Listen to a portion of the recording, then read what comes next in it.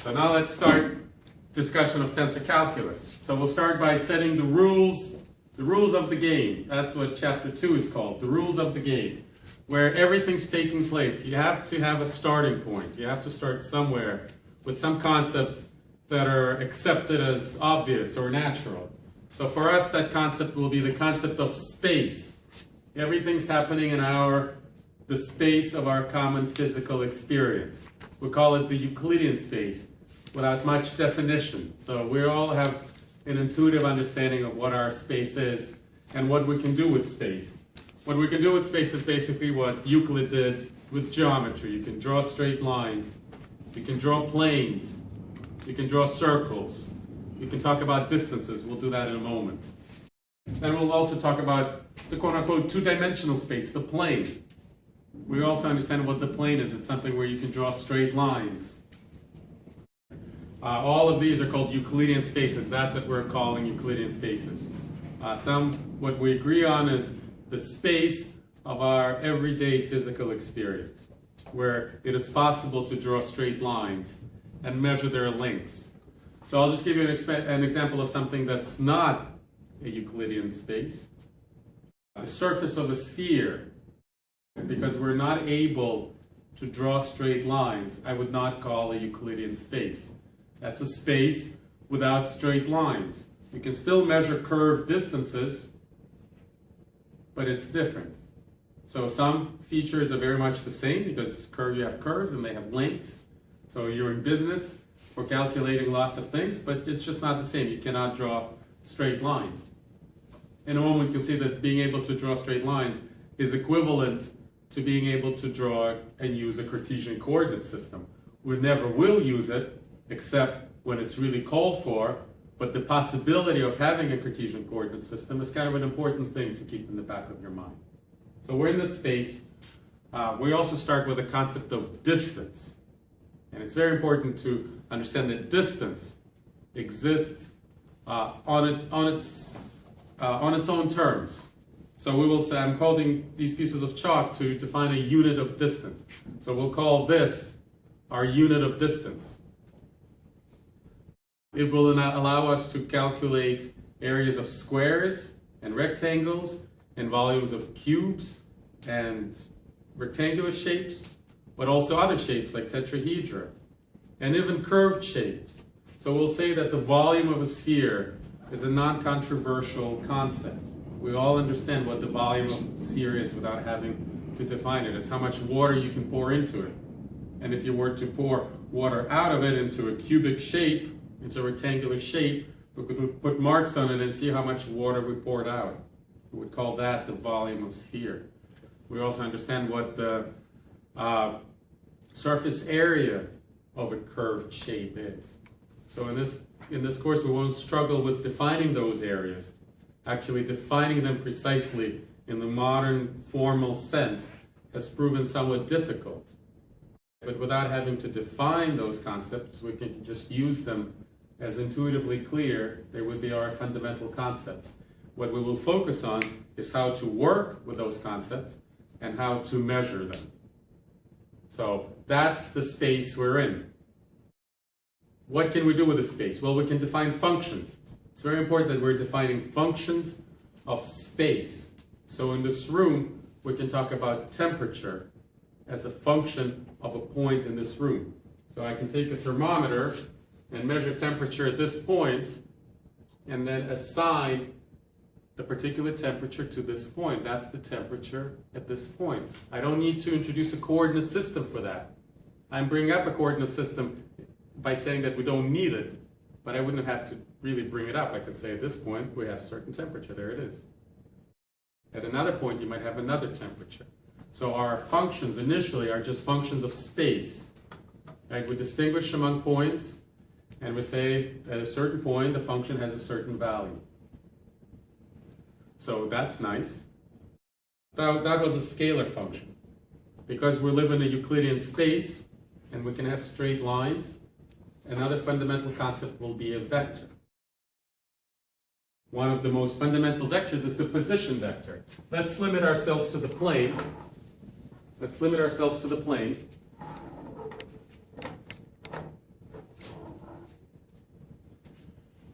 pick an arbitrary point that we, for lack of a better word, that better term, we'll call the origin.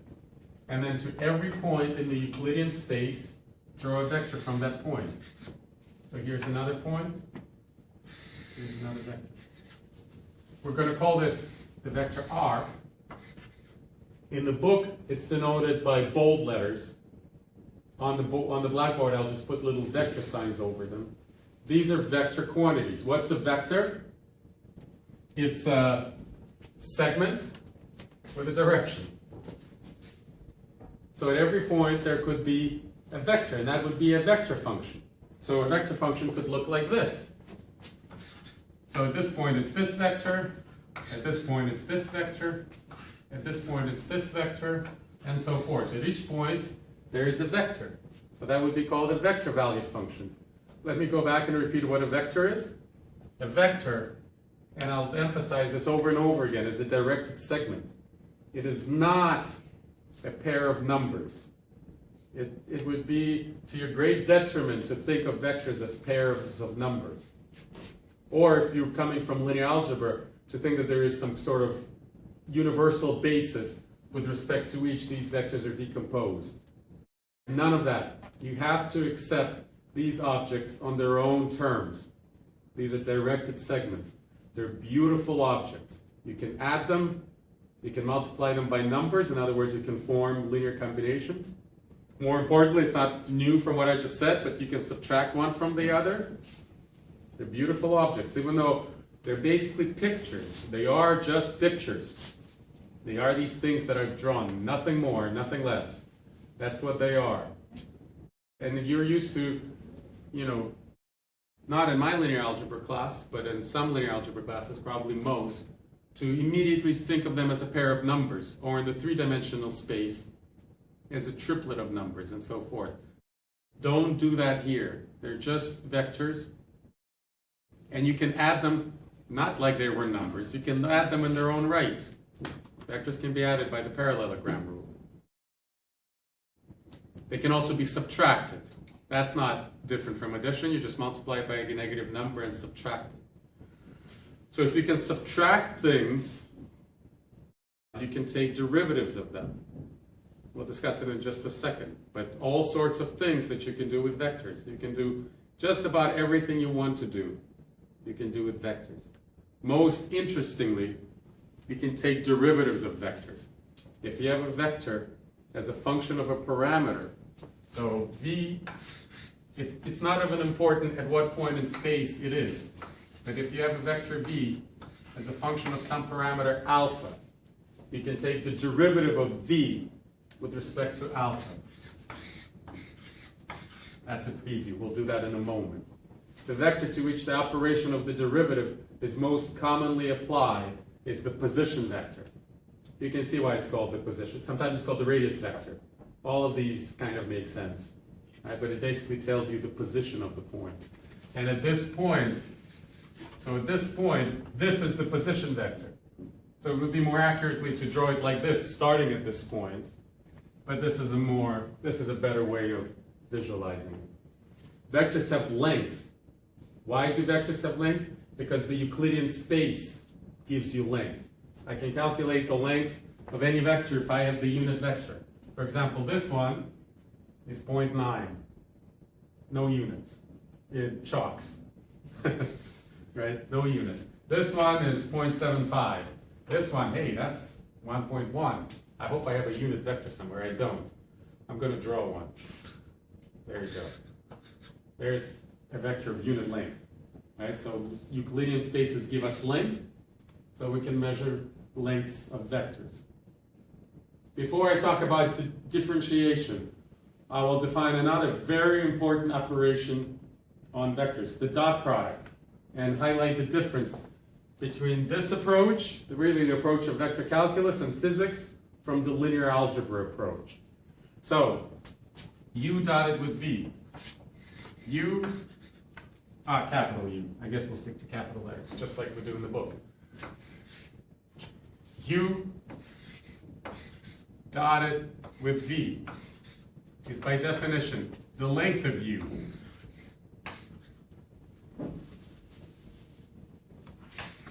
times the length of v times the cosine of the angle between them. Familiar from physics? But it's very important to have a starting point and then go from starting point. Our starting point was the concept of length. Because we're in a Euclidean space, we can use all of the Euclidean concepts like angle. So we have lengths, we have angles for free. They're our primary concepts.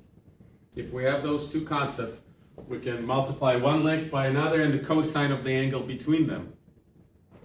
And that, for better or worse, is our definition of the dot product. Right? From linear algebra, you probably remember why it's such a useful combination. It just happens to be a super useful combination.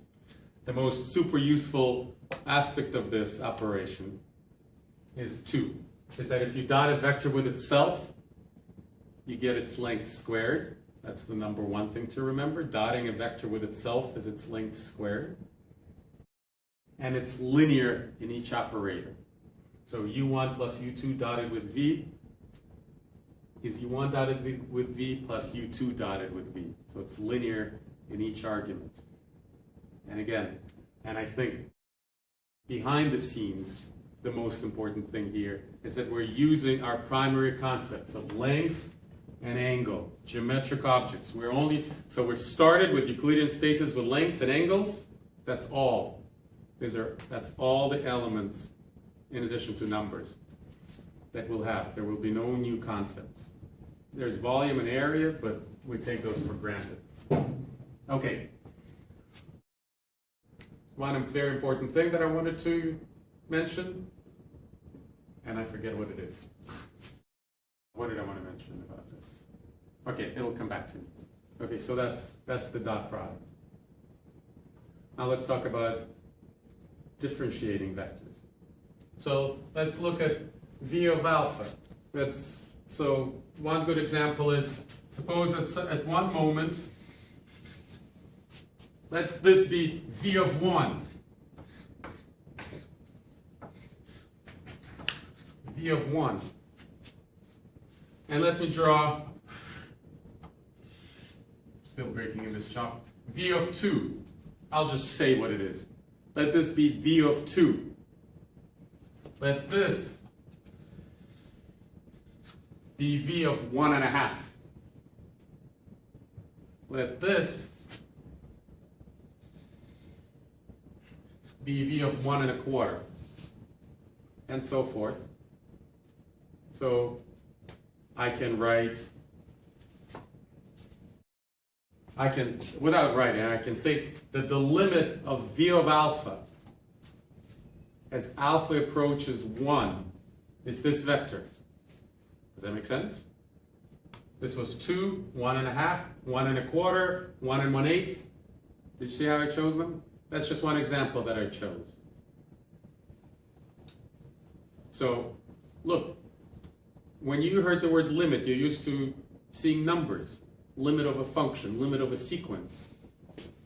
But vectors, because you can talk about the distance between two vectors, the difference between two vectors, and how small it is, right? Because you have the length of the difference. Right? So that's all you need to talk about limits. So vectors, even though they're just pictures, but the concept of limit extends to vectors as pictures perfectly. Think of these vectors as directed segments. Don't ever imagine a background coordinate system or a basis to help decompose these vectors and turn them into numbers. Don't turn them into numbers. Don't think of them, well, I can make sense of the limit if I think of a vector as a pair of numbers. And if I think of a vector as a pair of numbers, then I really understand what the limit means. You don't need to go through that step. You can just see that this arrow approaches this arrow. And then you can also talk about the derivative.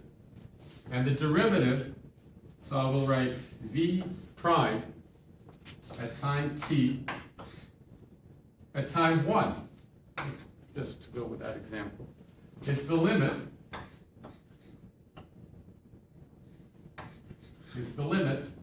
as some small number approaches 0 of v at time 1 plus h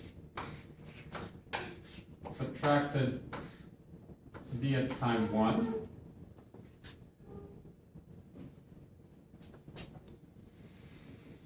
divided by h. Sorry, I'm still breaking in this chop. It'll get better. Do you remember this as the definition of the derivative?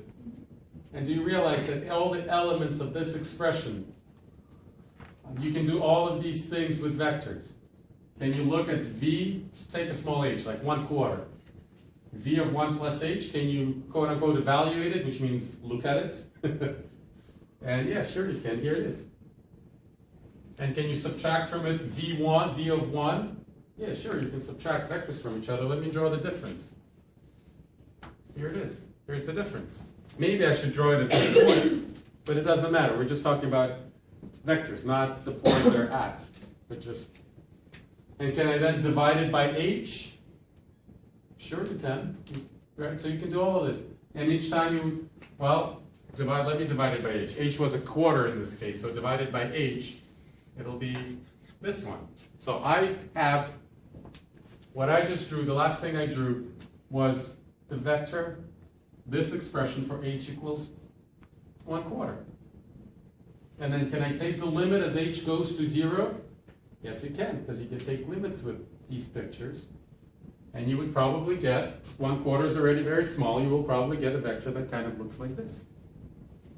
So, yes, you can very much take derivatives of vectors. If you have a vector as a function of a parameter, it just takes a moment to get used to it. And a lot of reinforcing that vectors are vectors and not pairs of numbers.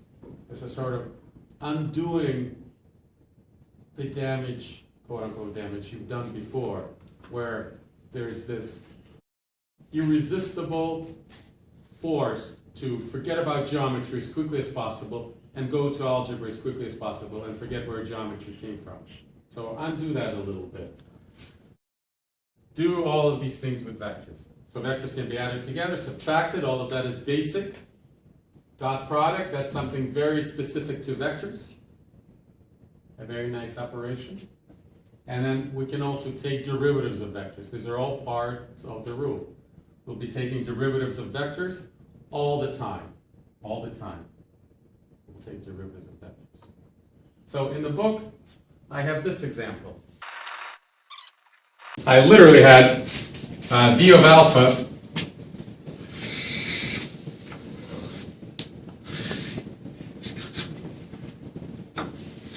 so it was on this circle. Right. V of alpha just going around in a circle. And it was the unit circle. And there was a short discussion that used a little bit of trigonometry, but it showed that the derivative, so if we call this v of alpha, where alpha is literally the angle with some arbitrarily chosen line, then the derivative v prime of alpha was a vector orthogonal to v of alpha and of the same length. In our example, it was of unit length. In the example in the book. So if this says v of alpha goes around in a circle, v prime of alpha is a vector orthogonal to v of alpha that also rotates around the circle. So as a first example of combining geometry with algebra and accepting geometric vectors on their own terms, let me prove to you that if a vector is constant length, that if some vector as a function of parameter is constant length, then its derivative is orthogonal to the vector itself. Here's how you do it. Right? So it's very nice. So this might be called basic vector calculus. It's combining geometry with calculus. And what we have so far, the elements we have so far, is enough to combine geometry, a little bit of geometry with a little bit of calculus. Isn't that expression just the partial derivative though? Isn't a vector technically also, you could change the length, keeping the angle constant? Yeah, see, that's, I understand. So I gave you one parametric family.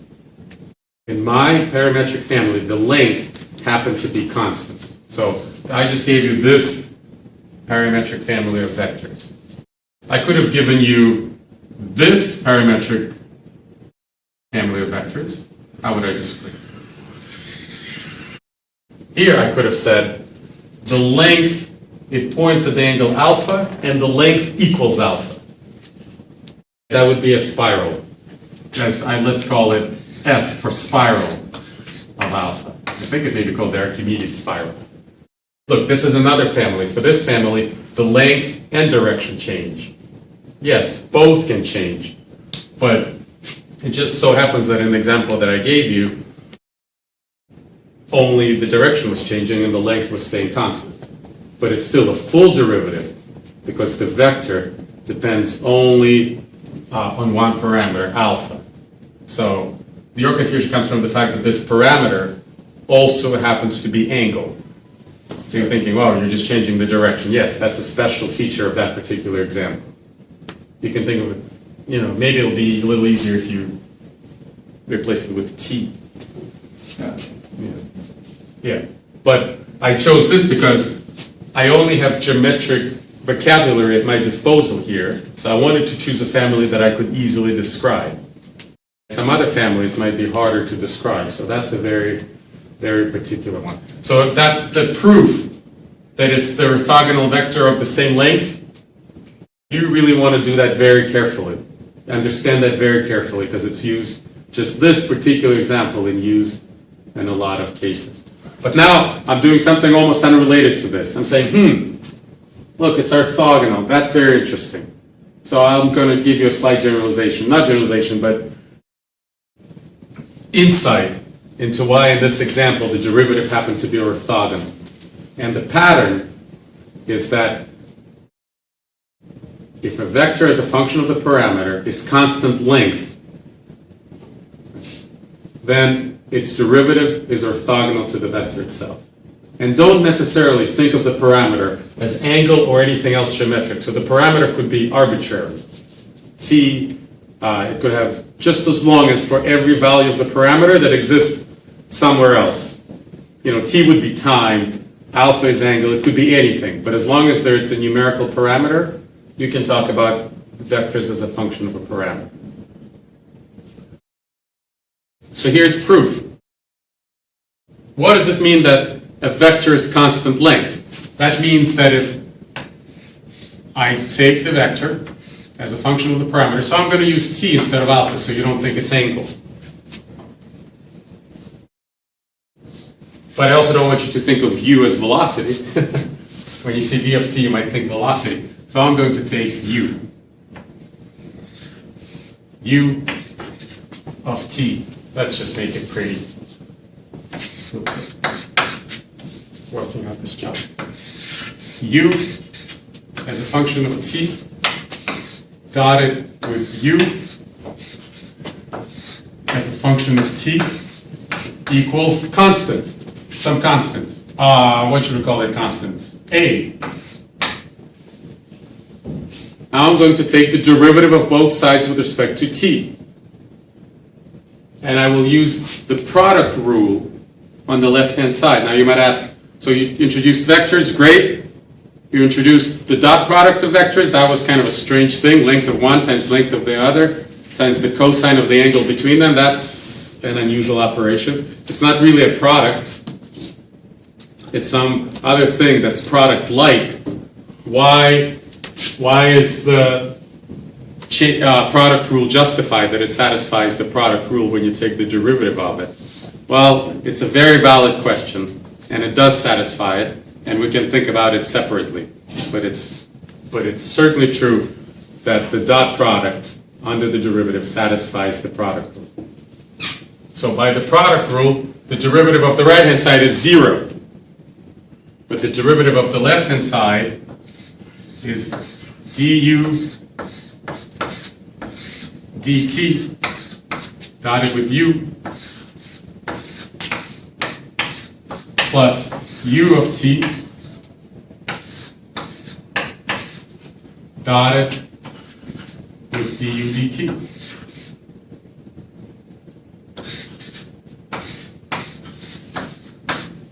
And the right-hand side is 0.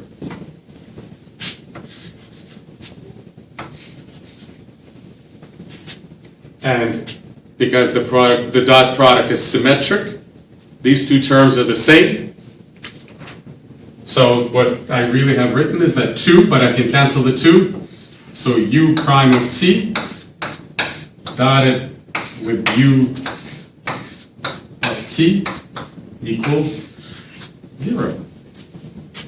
And that tells you that the derivative of the vector is orthogonal to the vector itself. So that's a sort of a very, very basic fact about differentiating vectors. If you're differentiating a vector with respect to any parameter, and that's all you can really differentiate it with respect, it has to be a function of some parameter, then the derivative of a constant length vector is orthogonal to the vector itself. You guys are with me on that? So if you are swinging a big stick, right, and there's something at the tip of a big stick, and you're swinging a big stick, no matter what you do, as long as the base is fixed, the velocity, which is the derivative of the location of the end of the stick, is always orthogonal to the stick itself. Okay, nice. Okay, so that's part of the rule of the game. Part of the rules of the game. We can differentiate vectors with respect to whatever parameter. Okay, let's talk about curves a little bit. Now that we can differentiate vectors, let's talk about differentiating the position vector. So when we have a curve, we're going to parameterize it. What does it mean to parameterize it? It means every point gets assigned a value of the parameter. Let that parameter be, you choose, t or alpha. What are you more comfortable with? Or beta? T? Fine, t. Then you're kind of involuntarily thinking of it as time. That's fine with me. Okay, here's my position vector r. Here's my position vector r. And let's look at the value of the position vector for the points on the curve. Right? That's, wow. So much for the Euclidean space.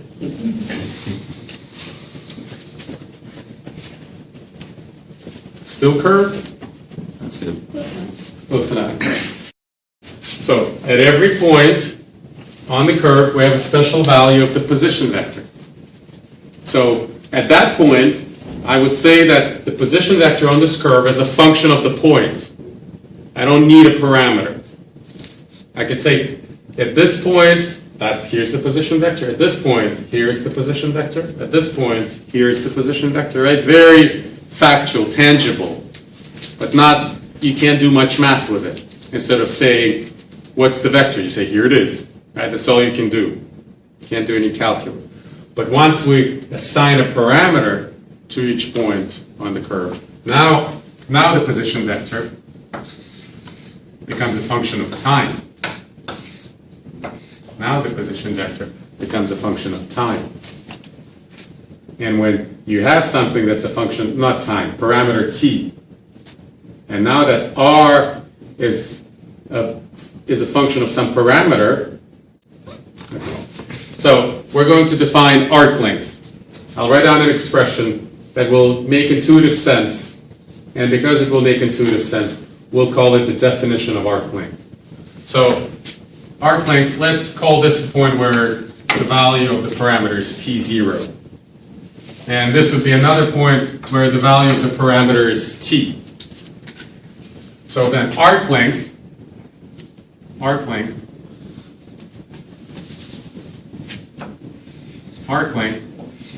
as a function of time is defined as the integral. You have to pick where the point where arc length equals 0. So we're going to say arc length starts here. Depending on where you choose, you'd have a different function, but it'll be just a shift. To t. So instead of saying dr dt, I'll just use short notation, r prime. R prime. R prime of t dotted with r prime of t.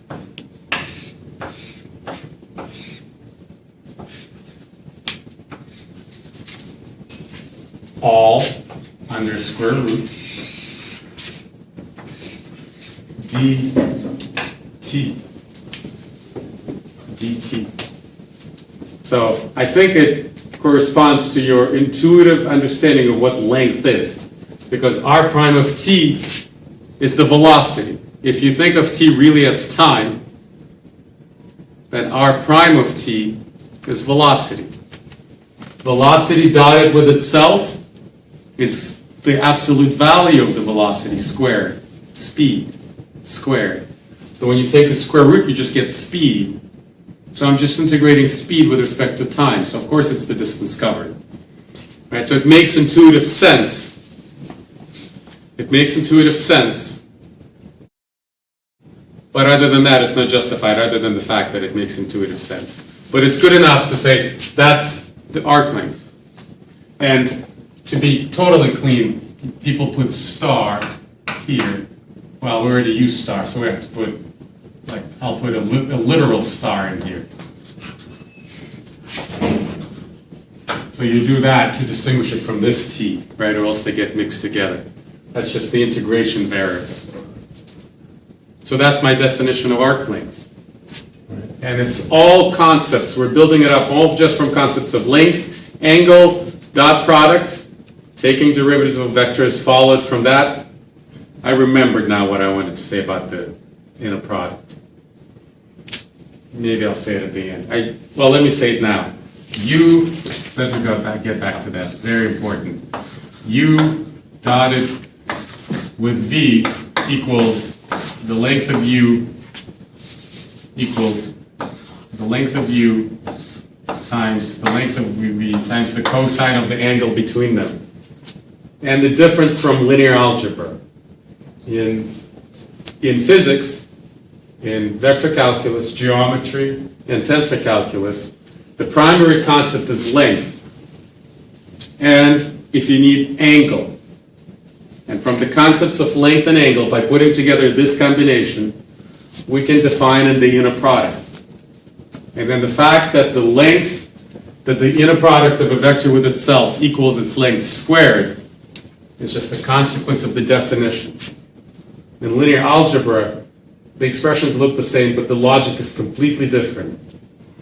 The inner product is the primary concept.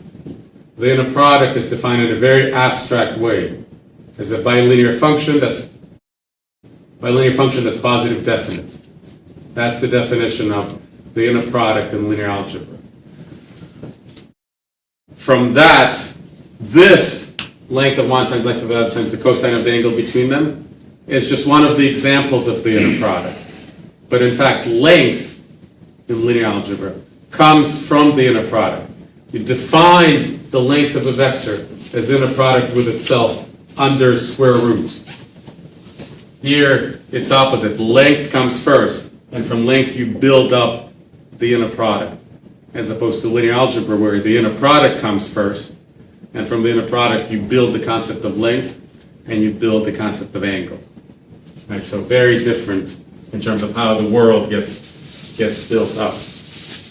Okay, but here we see everything is from our primary notions. We have our vectors, which are pointed arrows. We know how to take derivatives of them. We know how to dot them. Now we just have a scalar from which we can take the square root just because it's a number. We can take square root of numbers and then integrate numbers, functions that have scalar values. So all of it is built up from our primary concepts. And we can use the fundamental theorem of calculus. Let me take the derivative of s of t as a function of time. So that's the rate of change of arc length as a function of time. And of course, it is s prime of t equals square root of r prime of alpha dotted with r prime of alpha. Ooh, went from t to alpha of t. Of t.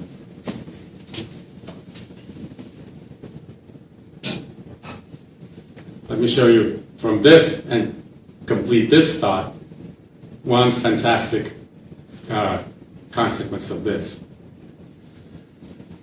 What I didn't mention is that another thing that makes this integral valid, I think it's one of the exercises in the book, is that if you went from one parameter to another, from t to alpha, if you reparametrize this curve and evaluated this integral again, changing the limits appropriately, you would get the exact same value.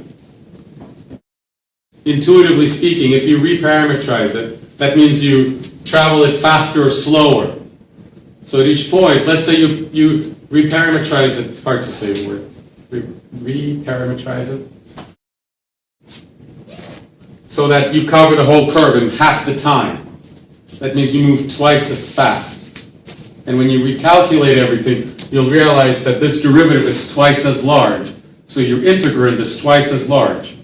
Well, let's see. This is twice as large, this is twice as large. You multiply them together, it becomes 4 times as large. You take the square root, goes back to being twice as large. So your integrand is twice as large, but your range is twice as small. So in combination, you'll get the same value. So it's kind of intuitive, although it can be easily shown. If it's not an exercise in the book, it should be. That this integral is independent of parametrization under certain reasonable conditions. So where was I taking this? So as a parameter itself, how about this for a parameter? It's used very frequently. It's used so frequently I would say it's overused. Let's use arc length as the parameter. Does that make sense?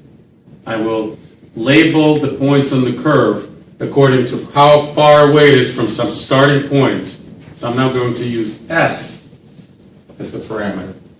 I'm going to use S as the parameter. So this would be where S equals 0, or some value S0 from which we're starting. Right? And all the points are now labeled by how far along the arc they are from this point. So now my parameter T is S. This would still hold. This is general. This is for any T. So let's see what we get if our T is the parameter S. Well, we know what S as a function of S is. It's S. That's like the easiest function. What is arc length as a function of arc length? It's arc length itself. S as a function of S is S. So this derivative is 1. So we'll have 1 equals square root of r prime s dotted with r prime s. So I think all of these things are simple, but just take time getting used to. Okay, I'm finally beginning to get used to this chop. So what is this saying? What this is saying is that if arc length is used as a parameter, don't be put off if this is a little hard to wrap your mind around, all of these things. We'll be doing these so often that you'll come back to this and you'll be totally used to it.